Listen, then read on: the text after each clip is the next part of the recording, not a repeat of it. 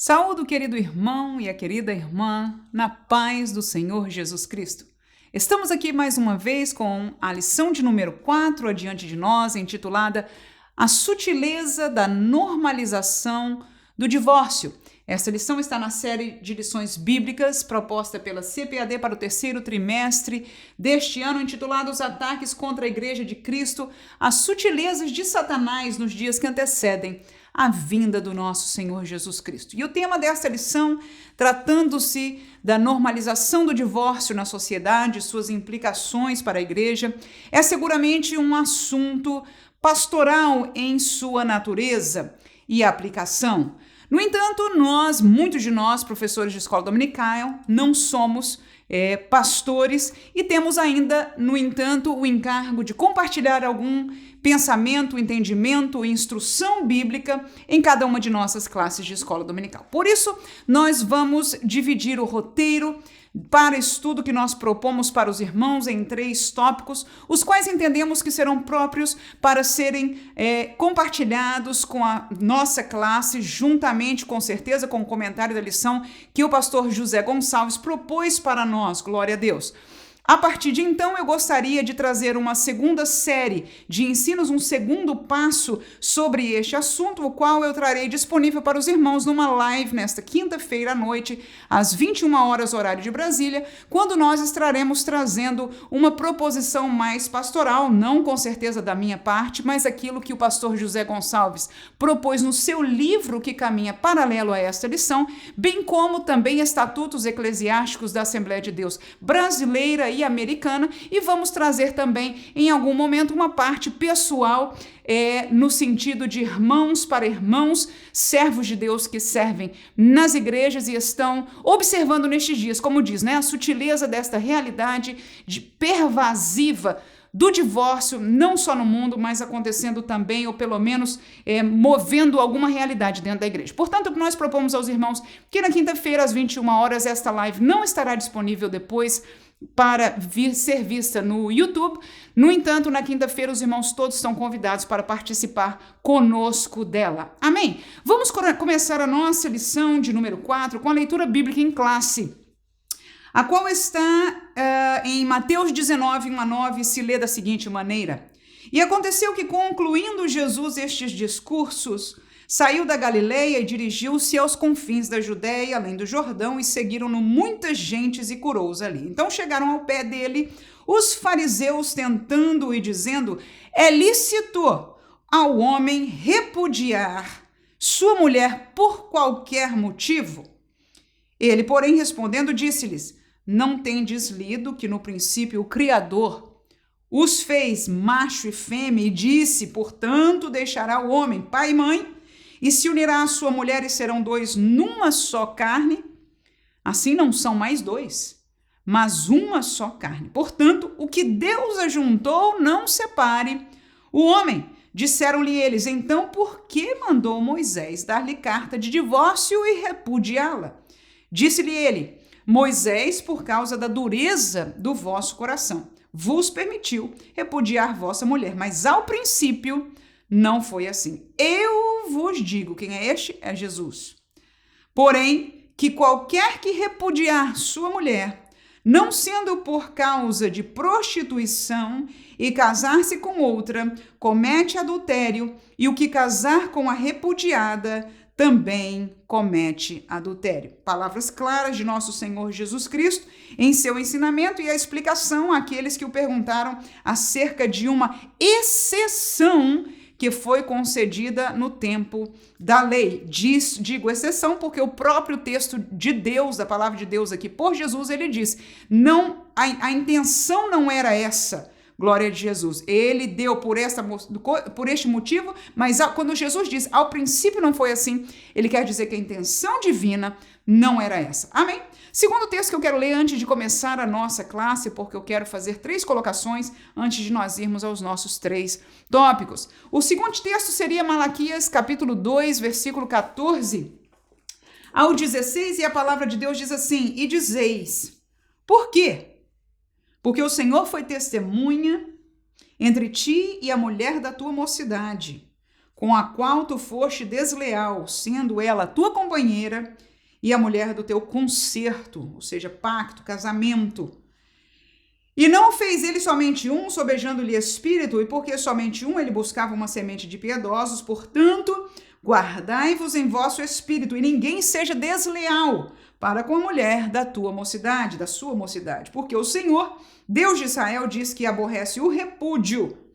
Deus aborrece o repúdio, e aquele que encobre a violência com o seu vestido, diz o Senhor dos Exércitos. Portanto, guardai-vos em vosso espírito e não sejais desleais. Este seria o segundo texto, aonde através deste profeta o Senhor chama a atenção daqueles que querem por qualquer motivo romper o pacto com a mulher de sua mocidade, ou seja, aquele casamento que ele fez ainda jovem. O último texto que nós vamos estar lendo seria 1 Coríntios 7, versículo 10 e 11.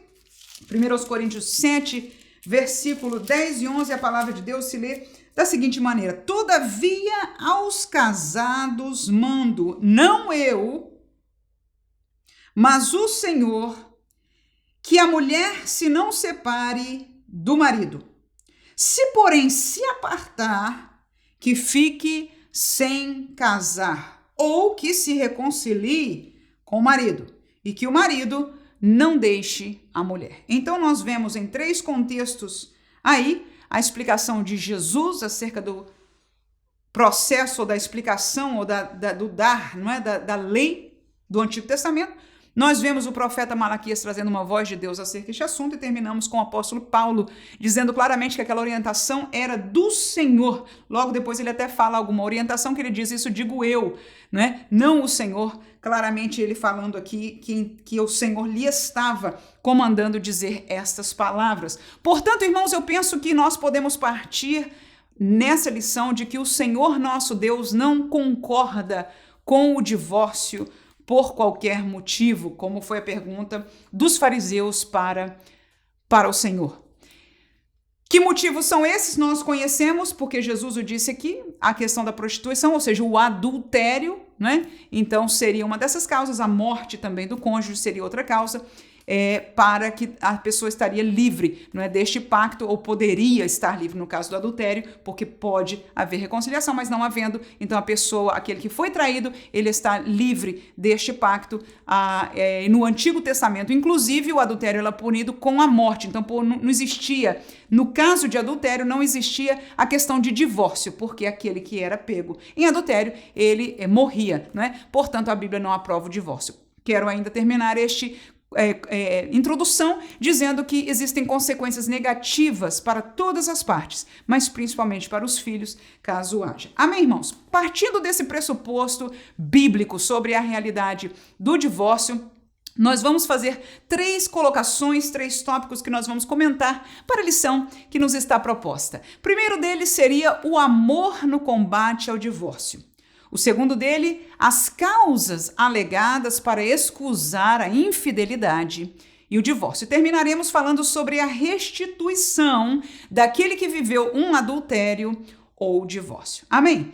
O primeiro tópico nós vamos falar do amor no combate ao divórcio. Ora, antes de começar nos 3 subtópicos, eu quero dizer que este amor, ele não é o amor fraternal, o amor que une amigos ou irmãos carnais, nem é o amor eros, o amor que une um homem a uma mulher, que traz essa realidade de desejo sexual. Este amor eros e este amor fraternal são 2 expressões que o português usa com a palavra amor. No entanto, o contexto que nós vamos colocar é o contexto de 1 Coríntios capítulo 13, trata-se do amor que provém de Deus, o amor ágape. Este amor, ele existe em nós, crentes, ele deve ser frutificado, lembra-se do fruto do Espírito? Amém? Então há uma possibilidade de você acrescentar isso na sua vida ou diminuir isso na sua vida, e nós oferecemos este tópico como primeiro, dizendo que este amor pode ajudar a combater a realidade do divórcio. Amém? Primeiro subtópico, o amor é sofredor, tudo suporta. Segundo subtópico, o amor não busca seus interesses, não se irrita. E em terceiro, o amor não suspeita mal, mas folga com a verdade. Vamos ver os textos bíblicos. O primeiro deles em 1 Coríntios, capítulo 13, aquele texto tão conhecido, o versículo 4 diz: o amor é sofredor, no caso, João Ferreira traduziu como a caridade, é sofredora, é benigna, não é invejosa, não trata com leviandade, não se ensoberbece. Está aí, sofredor. Mateus 5,39. A palavra de Deus diz: eu, porém, vos digo que não resistais ao mal, mas se qualquer te bater na face direita, lembra-se da palavra que diz? Oferece também a outra, ou seja, aceitar, sofrer tudo, suportar, mesmo da parte agressora. Vamos a outro texto, João 13:1 diz: ora, antes da festa da Páscoa, sabendo Jesus que já era chegada a sua hora de passar deste mundo para o Pai, como havia amado os seus que estavam no mundo, amou-os até o fim. Ou seja, um pacto, um compromisso que Jesus tinha com aqueles que ele usou este palavreado, que o Pai me deu, que o Pai entregou sobre o meu cuidado, aleluia. E esta realidade existe no casamento. O Senhor entrega, o pai da moça entrega ao cuidado do marido, o Senhor entrega este compromisso aos dois, e agora, por questão do amor de Deus derramado em Jesus, ele é fiel até o fim e ele amou os seus até o fim. Amor de Deus para com eles. Terminamos com Mateus 6:12 e depois o 14 diz: perdoa-nos as nossas dívidas, assim como nós perdoamos os nossos devedores. Porque se perdoardes aos homens as suas ofensas, também vosso Pai Celestial vos perdoará a vós. Este texto, irmãos, no dia que eu percebi esta verdade bíblica, de que o perdão de Deus para nós poderia ser retido caso nós não concedêssemos perdão ao nosso próximo, eu descobri quão forte é esta realidade. Portanto, é dever nosso perdoar a parte ofensora. Meus queridos irmãos, eu entendo que para perdoar, para ser sofredor, para suportar todas as coisas, é necessário o amor de Deus derramado em nossos corações. E vou dizer mais, eu entendo na prática que é necessário o auxílio direto do Espírito Santo sobre as nossas vidas. E muitas vezes a reação primária não é assim. Nós temos raiva, nós temos rancores, nós temos sofrimento, nós temos pendências. No entanto, através do amor, eu quero trazer para nós, para a igreja do Senhor Jesus, amor de Deus, aleluia. E como eu digo aí neste tópico, proponho aos irmãos, o amor ele é sofredor e se torna mais fácil a gente ver, porque quando há briga, quando há determinadas situações, já é mais difícil enxergar. Mas você vê um filho, né? Às vezes faz algo contrário a você, às vezes te envergonha, mas o amor de pai, o amor de mãe, tudo suporta. Às vezes ele te ofende, mas você recebe aquilo, tem a capacidade de superar a ofensa pelo amor paternal ou maternal. Queridos irmãos, somos chamados pela palavra de Deus a superar a ofensa um dos outros pelo amor de Deus derramado em nossos corações, entendendo que o amor de Deus, ele é sofredor, assim como Jesus sofreu e suportou tudo por nós, nós somos chamados também a uma vida de sofrimento por aqueles que nós amamos. Segundo, o amor não busca o interesse próprio. Amém? Olha aí no capítulo 13, ainda no versículo 5, não se porta com indecência, não busca seus interesses, não se irrita e não suspeita mal. Ele não se irrita. 7 de Coríntios mesmo, capítulo 7, versículo 32 a 34 diz: bem quisera eu que estivesseis sem cuidado.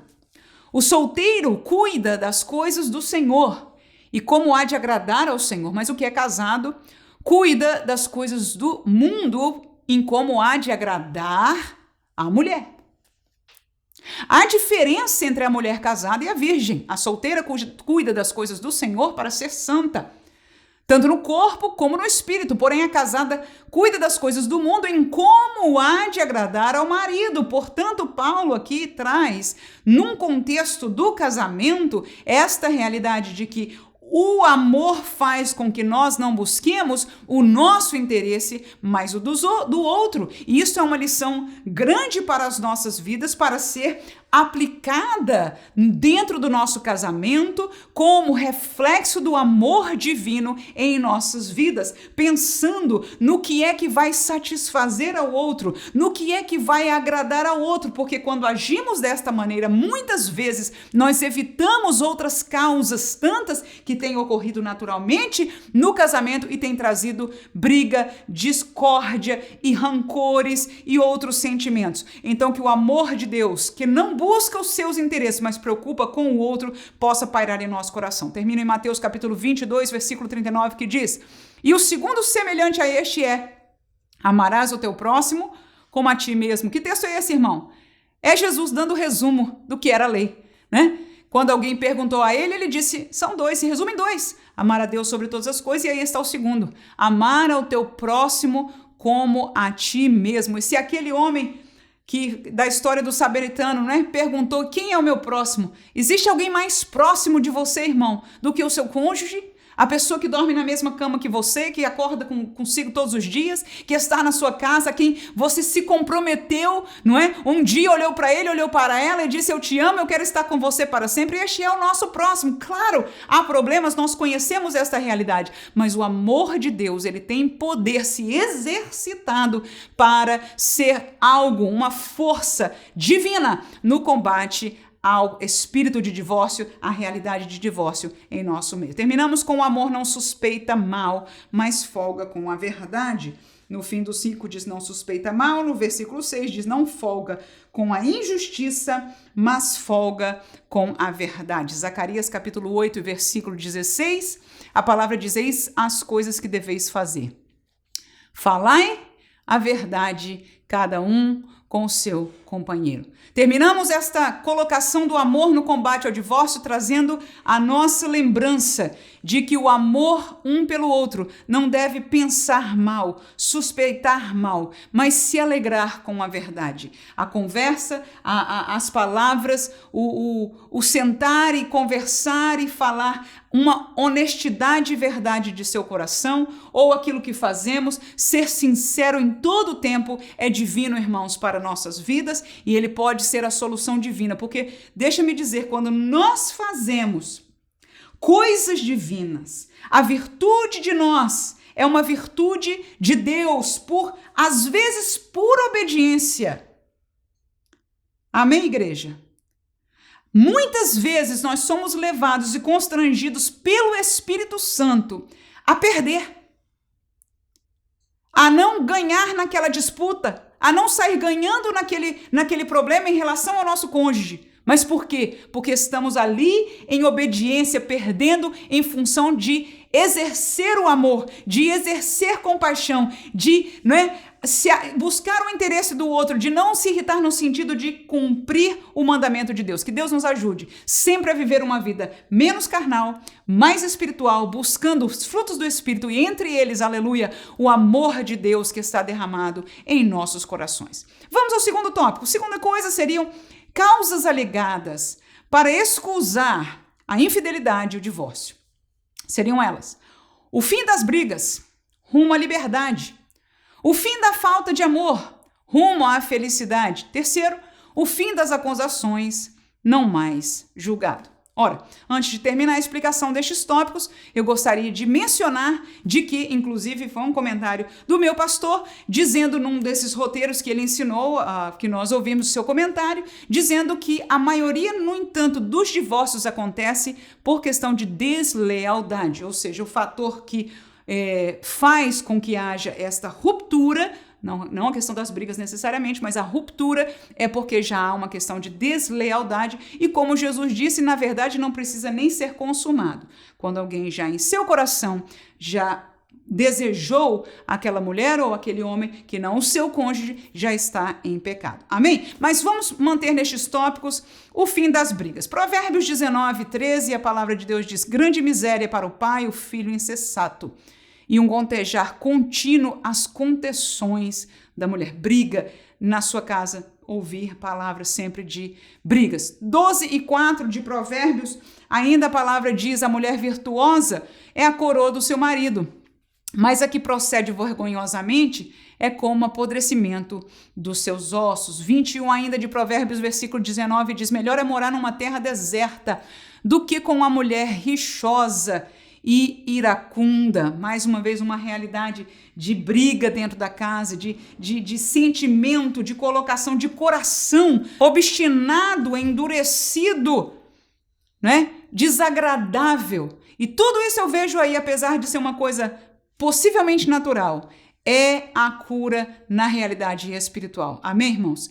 Mas é uma realidade, infelizmente, que pode existir nos casamentos. Mateus capítulo 5, versículo 24, terminamos: deixa ali diante do altar a tua oferta e vai reconciliar-te primeiro com teu irmão e depois apresenta a tua oferta. Neste contexto bíblico, antes de nós ofertarmos a Deus para ser recebido a nossa oferta, o nosso louvor, a nossa oferta para perdão dos pecados, que na época era esse tipo de realidade, então a palavra de Deus, o Senhor Jesus explica, primeiro vai reconciliar, não é? Que não haja desavença entre os irmãos, muito mais na realidade do casamento, mas o alegar das pessoas é que nós precisamos estar livres. Olha aí, a mulher é rixosa, olha aí, o homem só fala mal, olha aí, e aquelas acusações são essa realidade tentando ir para uma liberdade, mas a palavra de Deus nos chama à reconciliação, a observar e buscar do Senhor uma saída. Amém? Segundo, o fim da falta de amor.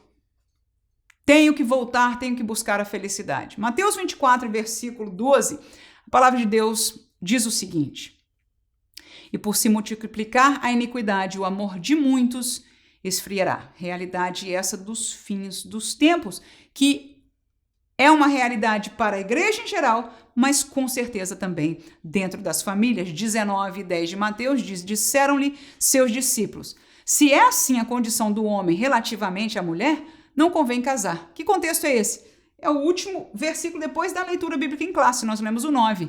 No 9, Jesus disse: não, vocês não podem, se não for pela prostituição, ou seja, se não for pelo adultério, você não pode deixar a sua mulher. E, para minha surpresa, inclusive, a resposta dos discípulos, em vez de dizer sim, é isso mesmo, ele diz: não, Senhor, se é desse jeito, né? Se a gente não pode abandonar a mulher porque ela é rixosa, ou se não pode abandonar porque não suporto mais essa realidade, então os discípulos disseram: convém que o homem não se case mais, né? Aí Jesus disse: nem todos suportam essa realidade. Bem dizia o apóstolo Paulo: melhor fosse que ficássemos solteiros para servir ao Senhor, mas se não podemos conter-nos, fazemos bem em casar-nos com o nosso esposo, com a nossa esposa. Vamos ainda a mais um texto bíblico, 1 Coríntios 7, versículo 5, diz: não vos defraudeis um ao outro, senão por consentimento mútuo, por algum tempo, para vos aplicardes a oração e depois ajuntai-vos outra vez, para que Satanás vos não tente pela vossa incontinência. O contexto deste versículo está claro aí, de que trata-se no sentido de consagração de um homem ou de uma mulher, de que sendo falado, ou seja, consentimento mútuo, ou seja, um saiba o porquê do outro, então deixaria de ter relações sexuais por algum tempo para este propósito, mas Paulo aí diz que não tome muito tempo, por tempo, né, já e consciente um ao outro, e volte-se a juntar para que Satanás não tente pela vossa incontinência. Mas esta realidade vai de encontro ao quê? Ao que nós estamos falando sobre a falta de amor. Quando há dissensão, quando há briga, quando há falta de amor, quando há esta realidade dentro do casamento, muitas vezes torna-se quase impossível a relação sexual. No entanto, a palavra de Deus diz: quando se torna impossível, quando, e neste contexto, com certeza nem se fala, já se sabe, já está, né, o calor, né, o borbulhar da briga ou enfim, da realidade que esteja vivendo aquele casal, né? Então não há desejo emocional, em algumas partes muitas vezes nem desejo sexual, né? Mas por questão da necessidade humana, isso pode trazer tentação de Satanás, e você sabe que para isso Satanás está pronto para mostrar uma outra pessoa que possa compreender a ele, que possa compreender a ela, que possa ser amigo dele ou possa ser amigo dela. Que o Senhor nos guarde pelo poder do sangue de Jesus. Vamos ser sábios e sábias na presença do Senhor. Aleluia! A palavra de Deus diz: não vamos deixar o sol se pôr sobre a nossa ira. Vamos consertar enquanto há tempo, vamos nos humilhar, vamos pedir ao Senhor misericórdia para que essa situação não ocorra. Volto a dizer, como é um assunto pastoral, algumas vezes passa e torna-se quase impossível por outras situações, e para isso estão os pastores na nossa igreja que poderão nos aconselhar melhor. Estamos deixando geral conselho bíblico para cada um de nós. Terminamos este tópico com o fim das acusações. É outra desculpa, né? Não aguento mais acusação, não aguento mais ser julgado. Ela não está vendo a realidade, né? Ele não entende, não enxerga. Enfim, essa é a realidade que nós conhecemos também. Vamos ler os textos bíblicos. Provérbios 14:1 diz: toda mulher sábia edifica a sua casa, mas a tola derriba com as suas mãos. E que verdade gloriosa é essa, né, irmãos? Que verdade gloriosa é essa, né?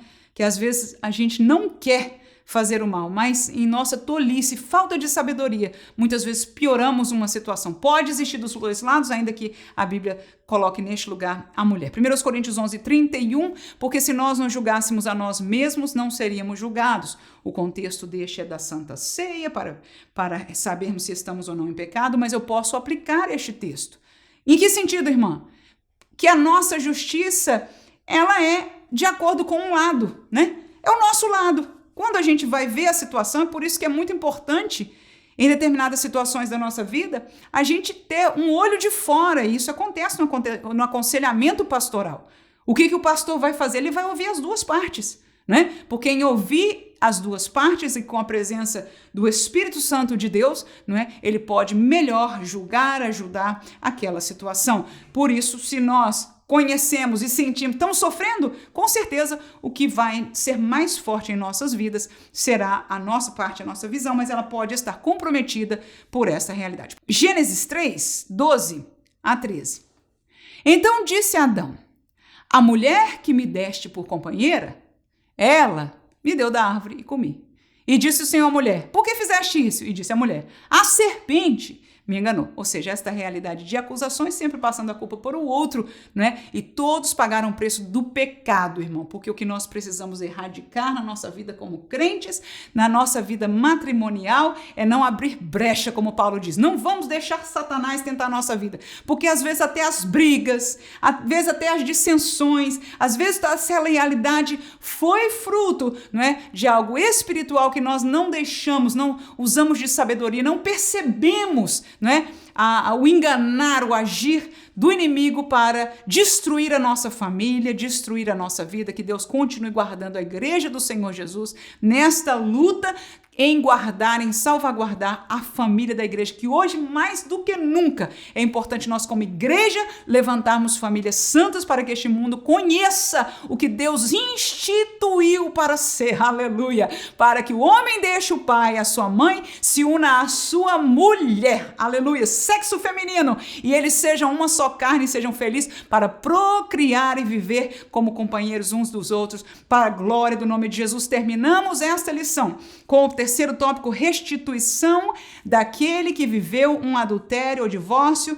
Foi um tópico tratado pelo pastor José Gonçalves aí no fim da nossa lição, e nós vamos trazer tão somente alguns versículos bíblicos que nos iluminarão acerca da vontade, da visão bíblica sobre este assunto. Dividimos em 3 subtópicos: a restituição da comunhão com Deus, segundo, a restituição da comunhão com a igreja, e terceiro, a restituição da comunhão ministerial. Para a comunhão com Deus, vou ler Provérbios 28:13. O que encobre as suas transgressões nunca prosperará, mas o que as confessa e deixa alcançará misericórdia. João 8:11, a Bíblia diz: e ela disse: ninguém, Senhor. E disse-lhe Jesus: nem eu também te condeno.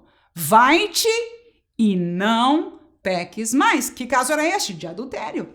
Jesus foi chamado em cena para acusar.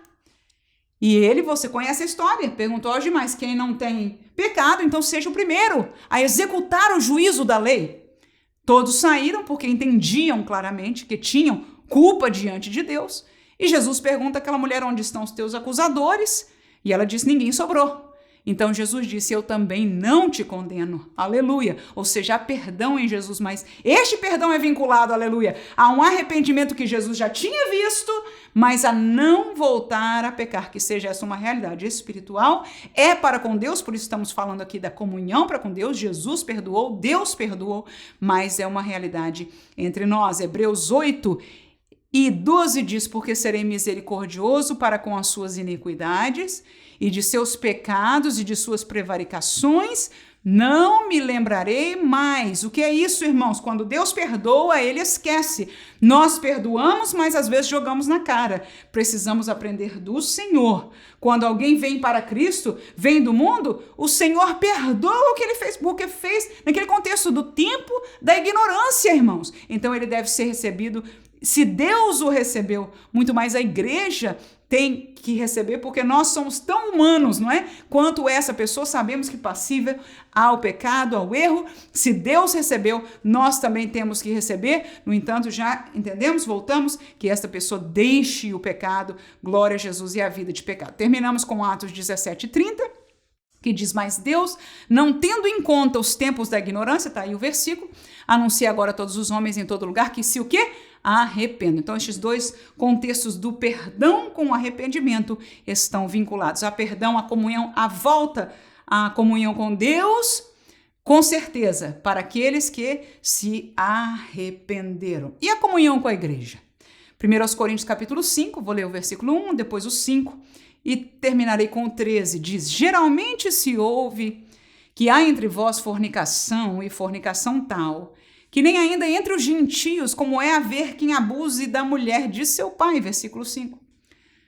Seja entregue a Satanás para a destruição da carne, para que o espírito seja salvo no dia do Senhor Jesus.